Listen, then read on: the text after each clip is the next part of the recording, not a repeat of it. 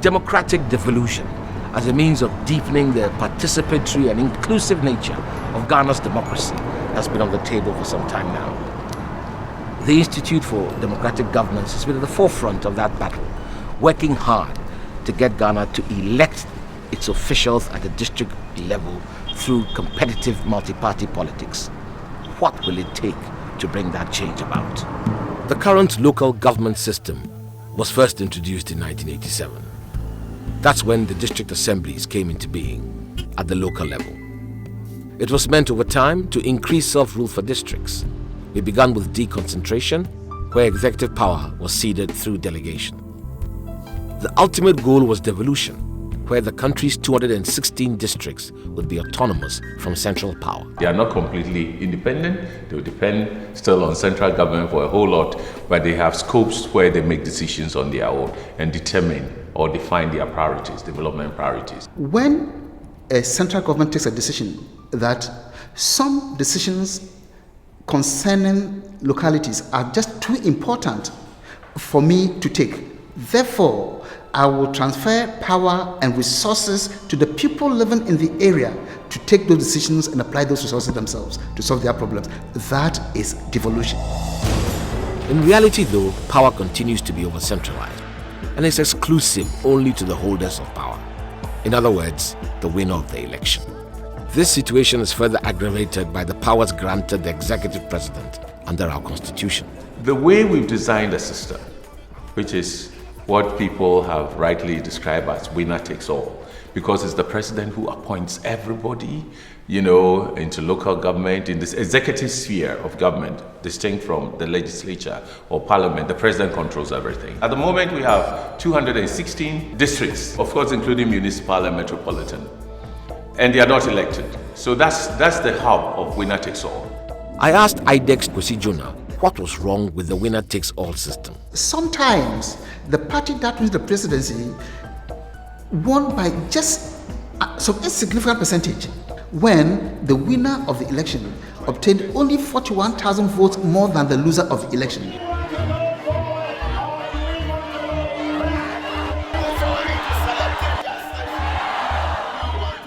How can you use such a small proportion of votes to take control of every single unit of the country? No, it is not fair.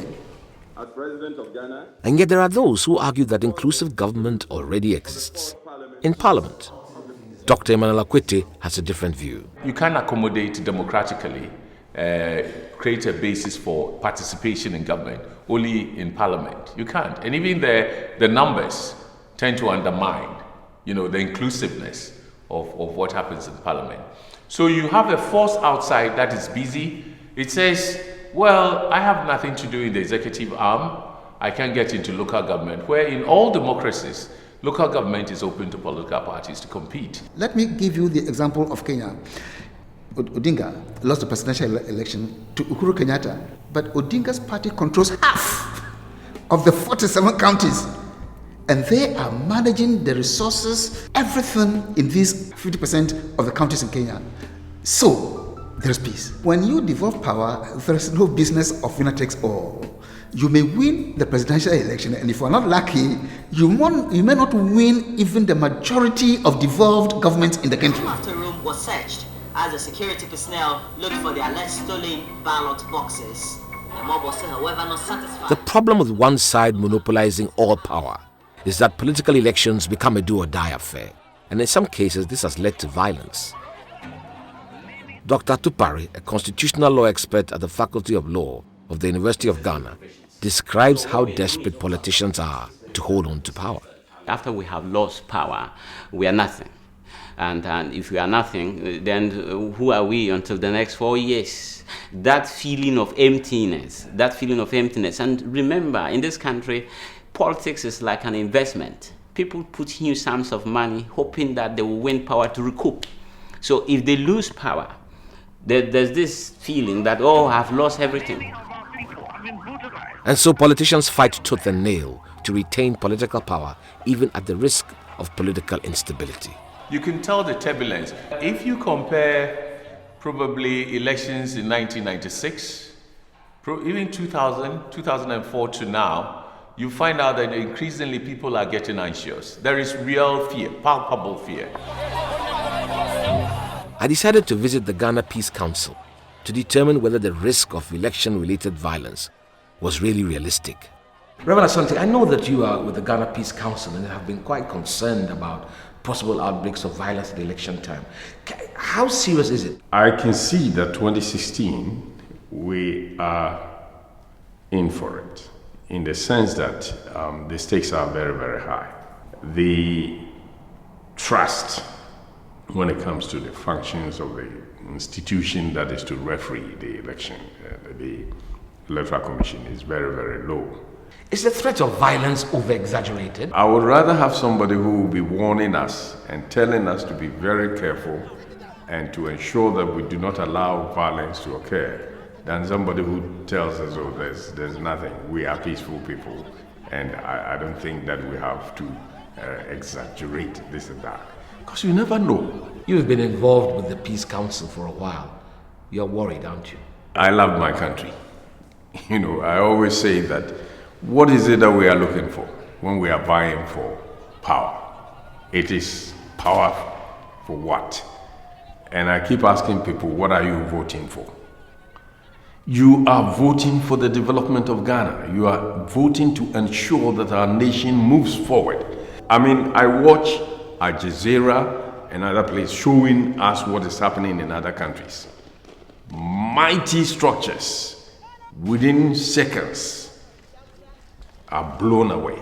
Kenya, in 2007, after just one election, more than 1,000, almost 2,700 people were killed. But before this election, Kenya was considered to be one of the most peaceful, most stable countries in Africa. The same thing applies to Cote d'Ivoire. Well, clearly the issue of peace or violence, if you like, at elections is not something we can take for granted. I think it's quite clear that there's been an increasing trend, and unless we make a special effort to work on it, we run the risk of threatening our whole democracy. But perhaps we have no real democracy when multi-party elections are not allowed at the district level. If we are going to elect people to be chief executives or mayors, we have a multi-party system. Let the parties contest. When you devolve power and you allow political parties to contest in all these localities for power, what you get is that a party may lose a presidential election. A party may not get a majority in parliament, but it may be running the affairs of so many district councils, district assemblies, and so on and so forth. That is how you have a more inclusive government. That is how you shift them from doing the things that would even distract you as a government. Your policies will not be shaped by the need to win elections alone. Your policies will be shaped by the needs of the people and the long-term vision you have to transform a country and its economy.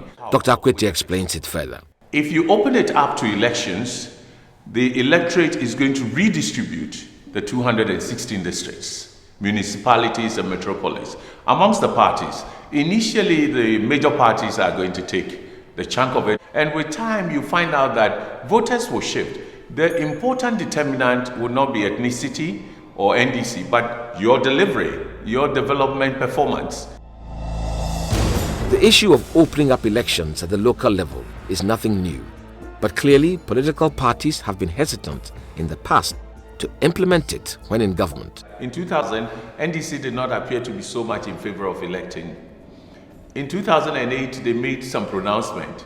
In 2012, they went further. This is the idea of they are going to increase the number of nominees, the Public Services Commission will shortlist and people elect. But they were still not going to put it on the party platform. NPP was a bit vague. After President Kufuor couldn't do it, they just left it there. If you look at 2008 and 12, they were not so clear on what they are going to do. Come 2016, we almost have all the parties now saying that we should open up local government to the political parties. Our people know political parties, and they participate in political parties' elections. So why don't we just go ahead and do it? Political parties are not allowed to participate in local government. It's in the constitution. So you have to go there and change it. Whether it will be 2/3 or whether it will be by referendum, it is an issue that the politicians must agree it is in the interest of the country. So they will do it. If they did that, it will go through and it can be implemented. This amendment is very necessary to enable all the parties, not just the big boys, but all the parties to effectively participate in running our decentralized local government system. What are you doing to ensure this happens? IDEC has, since 2014, been organizing a national campaign, very strong advocacy for this to change. And this year, in fact, only last year, we went around again talking to influential politicians, institutions, and so on and so forth. This year, we are going to engage in the same campaign in the hope that after the election, very vital decisions may be taken in this direction. To get another perspective on the issue of electing DCs and the concept of power sharing, I went to Parliament to speak to the MP for Sunyani East, Kwesi Amayotreme, who has spent 30 years working in local government. Personally, I'm in support of the election of district chief executives. It's been my opinion for quite some time now. It's all about accountability. In most of the African countries, maybe Ghana is gradually becoming the exception where we appoint district chief executives. I think the time has come for us to give a second thought to it. I don't agree with the reason people normally cite that Ghana is a growing democracy. We consider ourselves to be the beacon of democracy, the star of Africa and all that. You go to some other countries, I'm not demeaning any other country in Africa. They just came out of wars. Liberia, Sierra Leone, all those countries elect their chief executives on partisan lines. I spoke with Dr. Tupare to find out what steps are needed to change the constitutional position on the matter. Taking that is an entrenched provision. We will require that the bill which we currently have, which is being proposed by the Constitutional Review Commission through the Constitutional Implementation Commission. It has been submitted to the Speaker of Parliament, has been referred to Council of State for his advice, is back to Parliament. First reading, after first reading, it is being submitted to a national referendum.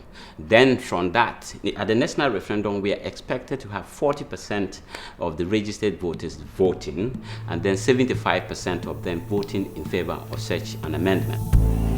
If this was to happen, the political landscape in Ghana would change significantly. Politics will change. It is not going to be putting your party supporter who can do a job, but he's your party member. This philosophy that I can't work with somebody from a different, who is not from my party in the executive arm of government, it will change many things. It will change many things. So it's the most strategic thing to do now.